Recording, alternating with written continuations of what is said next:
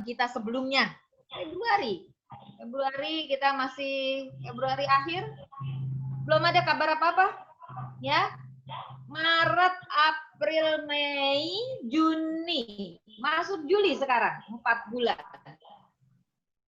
4 bulan anak-anak kita di rumah. Ada yang ini enggak? Yang main seperti biasanya ke rumah tetangga? Sepertinya enggak ada ya, karena ayah ibu bunda pasti ada rasa khawatir ya, apalagi yang siaran dari dokter anak Indonesia ya, yang mengatakan ternyata itu juga anak-anak kita termasuk yang rentan gitu ya. Tapi apa boleh buat, memang kemudian saya tuh suka bayangkan nih, kita kayak gerilya ya ayah bunda, kayak perang itu, gerilya, tapi kita cari makan tetap harus bisa dengan menengok kiri kanan supaya nggak ketangkep sama musuh. Demikian juga gimana caranya mengembangkan pendidikan, bagaimana juga ayah bunda beraktivitas ke pasar dan sebagainya, meskipun dengan kondisi yang tidak senyaman biasanya, tapi harus berangkat. Ya, ini luar biasa. Ya, ini ujian dari Allah. Ya, ujian yang Allah berikan, bagaimana ujian tersebut gitu ya, sampai kemudian apapun ujian itu. Dan ini mungkin terberat sepanjang hidup kita mungkin ya, teraneh juga gitu ya, kok bisa kayak gini kejadiannya. Itu kita bisa menerimanya dengan ikhlas. Ikhlas itu lapang dada. Menerima apapun ujian yang datangnya dari Allah. Bisa aja kita bilang, loh itu gara-gara virus dunia, coba kalau pemerintahnya bisa begini, coba kalau dokternya bisa begini, coba kalau masyarakatnya bisa begini, coba nggak ada makar negara lain dan sebagainya. Tapi percayalah ayah bunda, bahwa yang namanya Allah itu lebih hebat dari semuanya. Manusia berencana membuat makar atau apapun itu namanya, maka rencana Allah lebih hebat. Ada di balik ini rencana Allah terhadap kita semua. Oh, rupanya Allah ingin supaya dengan kondisi apapun kita ikhlas. Lapang kepada Allah. Tidak sempit. Sempit tuh gimana? Sempit tuh, grundel terus ya. Bojoku kok yo ora iso golek maem ki. Aduh, bocah-bocah koyo-koyo ngene bentukane. Waduh, lo kok gurune ya koyo ngene iki piye? Dan segala macam jadi sambat dari A sampai Z. Masuk aja deh sedikit-sedikit kita kalau jengkel, masuk Facebook deh, masuk Instagram deh, biar tahu rasa deh dan sebagainya. Itu adalah gambaran kesempitan dada yang Allah yang kita lakukan terhadap respon yang Allah berikan kepada kita semua. Maka di sini Allah ingin kita belajar ya, supaya merespon semuanya dengan lapang. Selalu berusaha mencari hikmah. Apa ya hikmah? Hikmah itu sesuatu yang baik. Kalau kita bisa mendapatkan hikmah yang baik, maka rahmat Allah itu akan turun kepada kita. Masya Allah. Kalau udah seperti itu, pintu rezeki itu terbuka lebar. Kita belum bisa mengambil jalan keluar apapun. Kenapa? Hati kita masih sempit. Kenapa hati kita masih belum bisa nerima? Masih belum bisa nerima apa yang sudah Allah berikan. Sehingga sempit aja bawaannya. Nggak bisa lapang. Aduh, nih guru-guru keenakan nih. Jadi mak-mak berdasar kok yang ngurusin gini caranya dan sebagainya. Semua seluruh dunia seperti ini. Dan guru-guru pun tidak menginginkan hal ini terjadi. Nggak ingin. Itu semua daripada kangen sama muridnya, pengen ngeliat muridnya, pengen ketemu, ya. Bercerita seperti biasanya, bernyanyi bersama, bergerak bersama. Karena jiwa guru itu udah melekat ya, yang sudah, ini nangis nih jangan-jangan gurunya nih, diceritain gini. Ada melekat, udah sayang, udah aktivitas, rutinitas itu udah kebayang. Pengen ketemu murid-muridnya, nggak ada yang ingin seperti ini gitu ya. Maka kemudian memang dari kita semuanya dituntut ke lapangan. Itu adalah buah dari keimanan kita pada Allah. Ketergantungan, semakin tergantung kita kepada Allah besar, semakin lapang kita.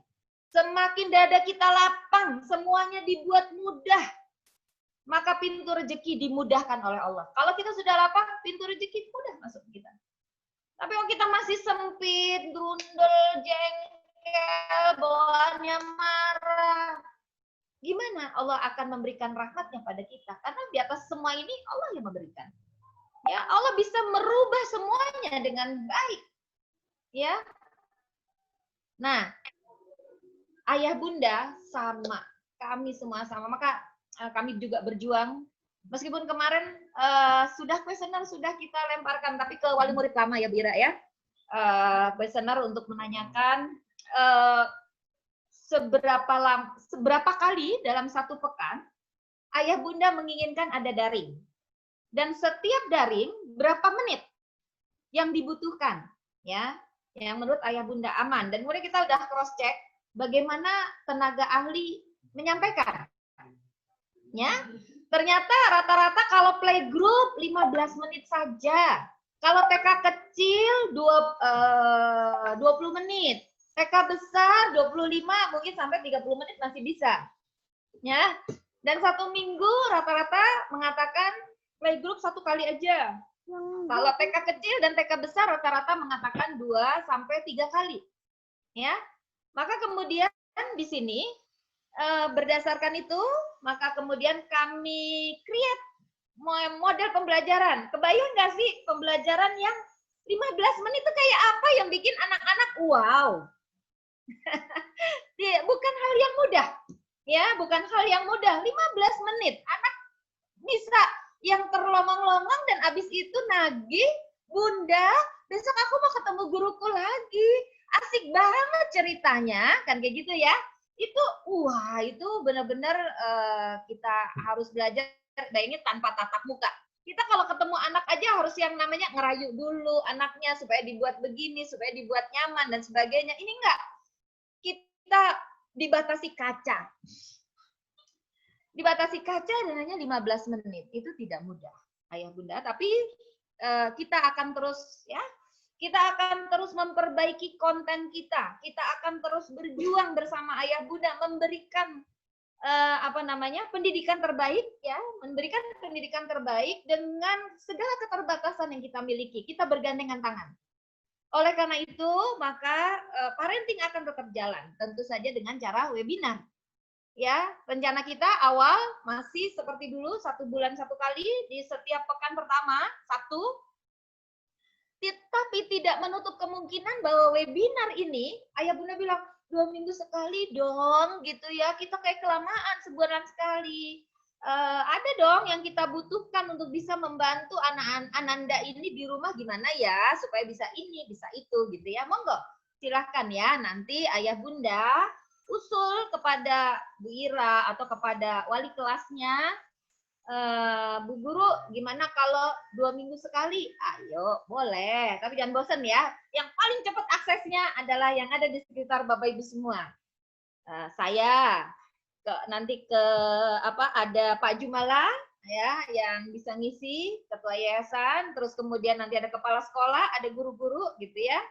Nah, itu yang paling cepat aksesnya kalau misalnya kita mau webinar lebih cepat, lebih sering lagi gitu ya. Monggo silahkan usul. Saya pengen materi-materi yang tentang mendidik anak tanpa teriakan dan emosi gitu ya.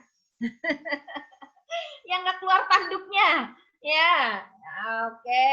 Yang pakai gini, pakai gitu, 5 menit jalan dan sebagainya. Oh, ada triknya nggak gitu ya? Ada, insya Allah nggak usah khawatir ya. Ada. Ya, bagaimana sih bahasa menjalin komunikasi yang baik dengan putra-putri Ananda supaya anak itu paham ya yang kita inginkan, yang kita sampaikan. Boleh, itu juga boleh. Ayo, apalagi gitu ya dan seterusnya. Dan sebaliknya, boleh juga ayah bunda kasih masukan. Kontennya yang ini gimana? Kalau ini gimana gitu ya? Masukan ya. Artinya tidak semua masukan itu juga langsung instan, ya, langsung instan. Oh, masukan dari Bunda nih langsung diberikan besok. Enggak, ya, karena pasti gurunya juga sudah dengan berbagai pertimbangan menyusun semua metode pembelajaran yang ingin disampaikan, ya. Jadi kemarin saya sempat ngasih masukan tuh, gimana nih masak 15 menit nggak pakai kompor. Bunda kalau 15 menit masak pakai kompor, gubrak nggak? Kayaknya gubrak ya. 15 menit jadian kompor, jagain anaknya gitu kan. idenya yang nggak pakai kompor apa? Ada nggak sih masak yang nggak pakai kompor? Ada, ya. Ada. Ya, nanti kita explore terus. Ayah Bunda kasih masukan ke teman-teman guru ya, supaya kemudian bisa. Dan sebaliknya, nanti teman-teman guru juga akan selalu menanyakan kepada Ayah Bunda, ada enggak yang ada kesulitan apa gitu ya, pasti ya, jaminannya nih pada mau japri kemarin ya, insya Allah ya. Boleh ditagih, boleh. Kalau ternyata ditagih, kok gurunya nih di japri nggak jawab, nah japri Bu Ira ya, japri Bu Ira, kok semuanya nggak bisa japri saya, boleh, nggak masalah gitu ya, karena kita memang kondisi kayak gini harus komunikasi berjalan ya. Semangatnya sekali lagi adalah semangat untuk sama-sama bagaimana kita bisa mendidik anak kita bersama dalam kondisi yang serba keterbatasan ini ya, sehingga semuanya menjadi lebih mudah buat semuanya. Itu semangatnya ya. Nah, Ayah Bunda, saya ingin menyampaikan beberapa strategi, tapi sebenarnya strategi ini akan lama sepertinya untuk TK ya. Saya mau share screen-nya ya, share screen-nya. Hostnya minta tolong diizinkan untuk saya men-share screen saya ya. Tidak bisa ya? Oke, saya share ya.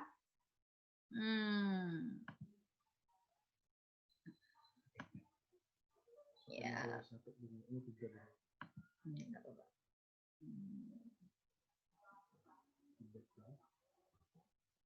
Nah, ini ada skenario pembelajaran di era COVID ya. Yang skenario pertama adalah kita akan melanjutkan home learning. Belajar di rumah, Ananda tidak ke sekolah ya, tapi mungkin tadi sudah sempat disampaikan bahwa ada program pengenalan lingkungan yang tentu saja terjadwal, yang diusahakan social distancing-nya tetap jalan. Karena anak-anak yang baru mengenal gurunya dan sekolah perlu anak usia playgroup TK tidak bisa abstrak, harus dia bisa melihat gitu ya. Insya Allah nggak usah khawatir, di sekolah kami sudah siapkan protokol kesehatan, sarana-sarana yang dibutuhkan untuk protokol kesehatan, kemudian kehadiran juga dengan ini ya, dengan sedikit yang hadir, tidak banyak gitu. Ada jeda yang cukup panjang juga untuk kemudian yang selanjutnya akan datang untuk melihat. Jadi tur saja, tidak ada pembicaraan apa-apa, ya. Jadi tur saja untuk melihat gitu ya, bagaimana oh ini sekolahku gitu ya, anak itu bisa, oh ini guruku ya, oh ini kelasku, hanya itu aja, terus nanti balik lagi pulang gitu ya.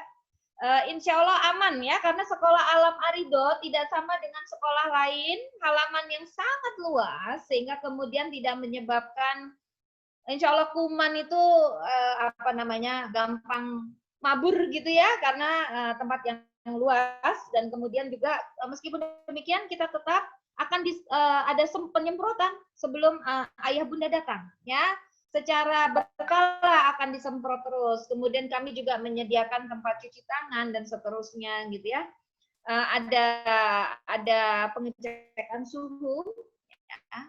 Nah itu di awal tadi mungkin sudah dijelaskan seperti itu. Ya, yang bisa dilakukan offline itu untuk pengenalan di awal saja. Dan kemudian melanjutkan home learning periode Juni Agustus. Juni Agustus ini sementara, bukan sementara, tapi ini prediksi gitu ya. Karena kan kita nggak tahu nih, ternyata nggak Juni Agustus ya, sampai Desember. Oh, alam bisawab, kita ini doa. Mudah-mudahan Agustus selesai, kita bisa masuk ya, Bunda. Oh, alam bisawab gitu ya. Oh, bisa. Sekali lagi semuanya sangat bergantung kepada pemerintah, gugus tugas, atau tidaknya.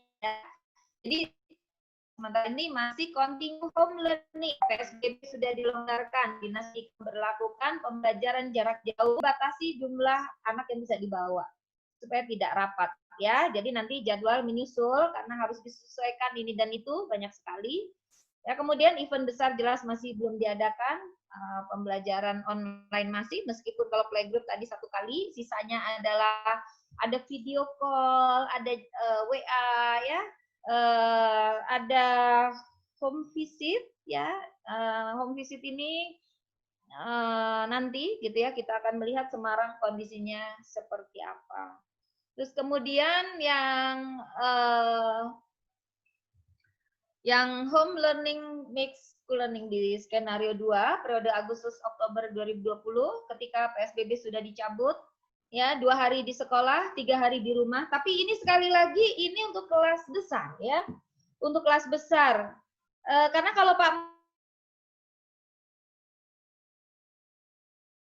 Menteri mengatakan yang mulai ada adalah yang SMA dulu, baru masuk SMP, baru SD, TK terakhir ya. Jadi ini skenarionya adalah kalau TK sudah diizinkan masuk.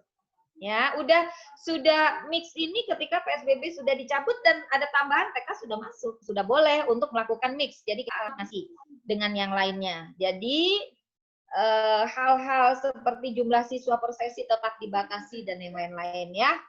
Kemudian untuk skenario 3 periode November, ini ancer-ancer sekali lagi ya, ancer-ancer kita. Kembali lagi sekali lagi untuk waktu sangat tergantung dengan pemerintah kita, pemerintah Kota Semarang ya. Kemudian status darurat COVID sudah dicabut, pembelajaran full di sekolah, tapi sekali lagi protokol kesehatan masih diteruskan. Anak masih dengan masker, dan masker berapa jam kan semakin kecil semakin tidak lama, tidak boleh lama ya. Anak kecil nggak bisa karena kan CO2 berkumpul di masker, itu juga bahaya. Nanti insya Allah kita akan selalu memberikan edaran kepada ayah bunda semua setiap perkembangan yang kami pantau, dan ada perubahan-perubahan apa yang akan dilakukan terkait dengan metode pembelajaran. Akan selalu kami sampaikan, akan selalu kami sampaikan kepada ayah bunda semua supaya ada kepastian, ya, ada kenyamanan. Bagaimana nih anakku selanjutnya, gitu ya. Nah itu yang ingin saya sampaikan. Selanjutnya saya akan menyampaikan tentang green therapy. Ini saya stop dulu ya. Saya akan men-share yang green therapy. Nah, ini green therapy. Green therapy ini produk dari Jaringan Sekolah Alam Nusantara yang dipersembahkan untuk seluruh sekolah alam di Nusantara. Yang ada lebih dari 200 sekolah alam se-Nusantara ya. Jadi alhamdulillah Sekolah Alam Nusantara, Jaringan Sekolah Alam Nusantara bekerja sama dengan Salam Aid ya, membuat sebuah produk yaitu green therapy.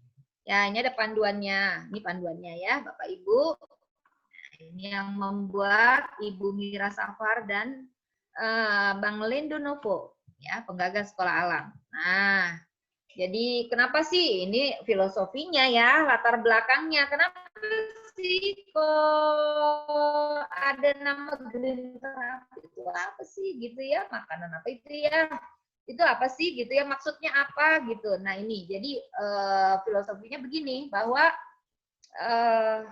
mohon maaf, saya terdengar suaranya, sudah terdengar lagi ya. Ada 3 hal yang Allah minta dari kita terkait dengan Allah memberikan alam semesta. Kita diciptakan Allah sebagai khalifah, maka Allah memberikan juga sarana alam semesta diintifak. Boleh diambil kemanfaatan untuk rahmatan lil alamin. Jadi jangan dibiarkan kosong, supaya bermanfaat, kemanfaatannya plus gitu ya. Maka kemudian Sekolah Alam menggagas berkebun sehat, berkebun organik dengan metode permakultur. Ya, jadi secara singkat permakultur adalah metode yang tidak banyak modal. Ya, modalnya dari alam. Bapak Ibu kalau belajar permakultur itu nggak usah beli pupuk. Nah, bebas sampah di rumah. Oh, mau kan? Terus kemudian, jelas dong tanamannya juga hasilnya lebih enak. ya, karena saya udah ngerasain tuh, karena di sekolah kita sedang membuat kebun permakultur dan para guru insya Allah sejak WFH sudah in-house training permakultur itu apa, ya, secara bergelombang ya mereka masuk meskipun Ananda tidak masuk tapi guru-guru masih tetap datang ke sekolah untuk belajar permakultur ya. Sehingga kemudian harapannya ketika Ananda nanti masuk bisa memberikan sharing ya, bisa memberikan bisa dimasukkan dalam kurikulumnya dan kemudian juga bisa sharing dengan ayah bunda semua, bisa ditularkan bagaimana di rumah dan seterusnya. Yang kedua itibar. Itibar itu mengambil pelajaran, memikirkan, mensyukuri, menyelidiki rahasia di balik ciptaan Allah. Kalau di kita dari dulu itu mungkin pernah dengar ada namanya BBA. Metode BBA. Jadi metode BBA belajar bersama alam. Untuk mengasah apa? Observasi kita terhadap alam, terhadap lingkungan, terhadap masalah yang terjadi ya. Jadi anak-anak tuh tahu sebab akibat. Kalau aku begini jadinya begini. Akan lebih mudah begitu menanamkan itu sampai anak-anak ini besar nanti itu tertanam dengan kuat. Ya, bagaimana bisa mengambil itibar ya. Kemudian yang ketiga islah, memelihara kelestarian alam. Dari dulu kita sudah sangat concern ya dengan isu-isu lingkungan hidup karena memang itu yang ingin kita junjung sesuai dengan apa yang dipesankan oleh Allah Subhanahu wa taala kepada manusia sesungguhnya gitu ya. Jadi contohnya seperti misalnya di sekolah kita ada grey water ya. Jadi bagaimana memurnikan air limbah yang kemudian bisa dipakai oleh seluruh warga sekolah yang jumlahnya 600 orang. Ya. Kemudian kita juga memanfaatkan bagaimana pupuk alami dan sebagainya gitu ya. Banyak yang ingin kita lakukan. Proyek ke depan adalah bagaimana kemudian kita mampu tanda hujan ya. Jadi bagaimana kita mampu memanen air hujan. Itu sedang diproses. Alhamdulillah ayah bunda bergabung dengan kami, informasi itu pasti akan kami share ya, nggak usah khawatir karena sudah menjadi keluarga besar sekolah alam. Maka apa yang kami dapatkan, proses-proses intelektual yang kami dapatkan gitu pasti akan kami share juga ya. Nah, ini adalah surat dalam Al-Qur'an ya yang menunjukkan bahwa Allah menciptakan langit dan bumi dengan segala isinya untuk manusia ya, untuk manusia. Kemudian ini ada apa nih gambar kayak gini? Kok gambar orang pegang kepala sakit pusing gitu ya. Ini namanya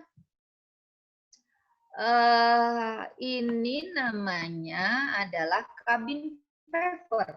Jadi, cabin fever itu adalah sebuah perilaku akibat dia tidak kemana-mana. Akibat social distancing misalnya ya, jadi dia tidak kemana-mana dalam waktu yang cukup lama, ya. Kemudian akhirnya yang terjadi adalah hal-hal seperti yang muncul di cabin fever, yaitu merasa bosan, tidak bahagia, jenuh, kesepian, memunculkan sensasi sedih, emosi negatif dan seterusnya, gitu ya. Ini bukan gangguan psikologis, tapi potensi mengganggu aktivitas keseharian orang. Nah, untuk mengatasinya maka perlu ada kegiatan yang menyenangkan dan menarik, gitu ya.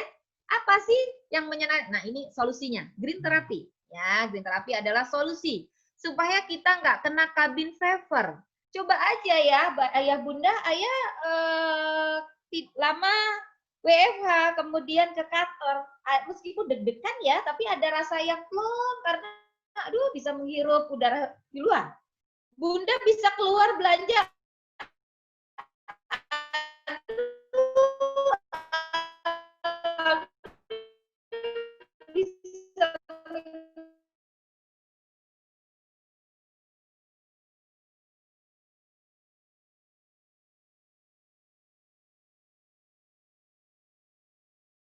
Bisa udara di luar. Ananda sebenarnya kondisi ketahanan tubuhnya belum baik, maka kita insya Allah kalau anak-anak berlari berapa anak nanti kita lihat gitu ya karena cukup aman, udara segar, oksigen banyak sekali. di sekolah. Ya,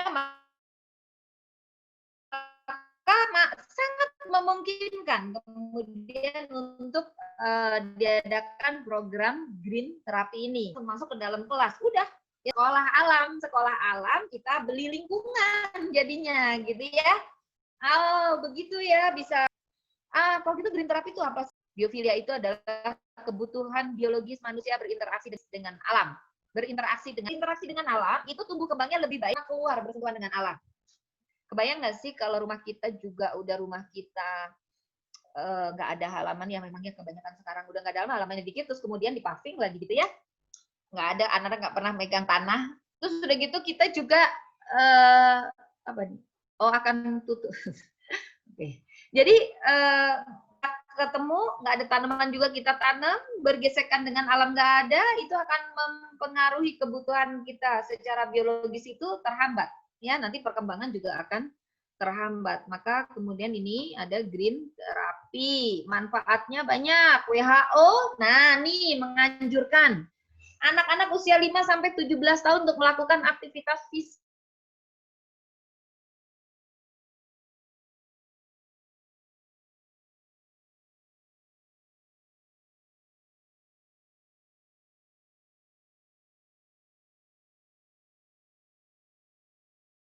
aktivitas sedang. TK besar aktivitas yang aktivitas sedang, TK kecil dan playgroup aktivitas ringan ya, karena akan meningkatkan kebahagiaan. Ini namanya anak kecil, ayah bunda gimana putra putrinya di rumah naik-naik pagar teralis nggak? Naik-naik teralis ya? Ya nggak? Lari ke sana kemari ya. Nah itu kalau di situ-situ aja anak kita tuh bingung, stres juga itu. Ini kok dunia jadi sekotak begini gitu kan ya? Maka perlu kita ajak. Nah, alhamdulillah ayah bunda punya sekolah yang luas ya. Nanti ada jadwal yang kemudian akan ayah bunda dapatkan ya sebagai fasilitas kita tadi ya, membersamai ayah bunda dan ananda untuk ada green terapi. Nah, nih di sini meningkatkan semangat, kebahagiaan, tingkat kebugaran dan lain-lain ya. Ini nanti insya Allah bisa kita share. Terus kemudian siapa saja, anak-anak, remaja, orang dewasa, orang tua bisa safety-nya harus tetap dijaga.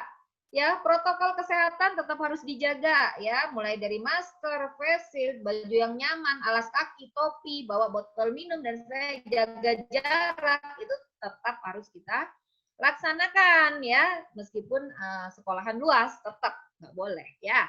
Ragamnya tadi deep breathing di alam terbuka, yoga dasar di alam terbuka, memeluk-meluk pohon. Nah, anak kecil kan seneng tuh ngumpet dengan saudara. Mungkin nanti sistemnya kalau yang kelas kecil itu datang ke sekolah sekeluarga aja, biar nggak ketemu temennya yang lain gitu ya. Asik nggak ya Bunda?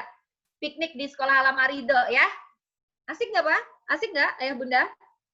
Ayo dong direspon. Boleh dinyalain? Asik. Mau nggak? Mau nggak? Mau ya? Iya. Mau banget. Kita usahakan teman ya, paling 2 keluarga, biar berjauhan gitu ya. Tapi ayah bunda merasakan, ya doain ya. Kita selalu bersama insya Allah. Nah ini berinteraksi juga dengan alam, hal-hal yang lainnya ya. Ya apa yang bisa kita lakukan? Outbound keluarga yang low impact nanti ya. Jadi ini kayaknya nanti SAS keluarga ini ya, kalau yang TK ya. Berolahraga, melakukan permainan tradisional, membuat karya dengan bahan alam, modifikasi permainan.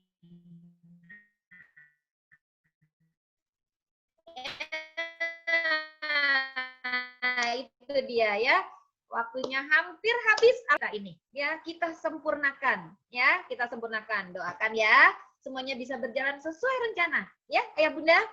Gitu dengan semuanya ya. Billahi taufik wal hidayah. Assalamualaikum warahmatullahi wabarakatuh.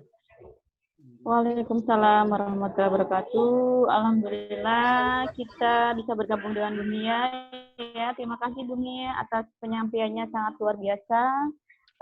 Akhirnya bisa bergabung dengan kami yang kami tadi menunggu-nunggu momen bersama Bumia ya. Oke.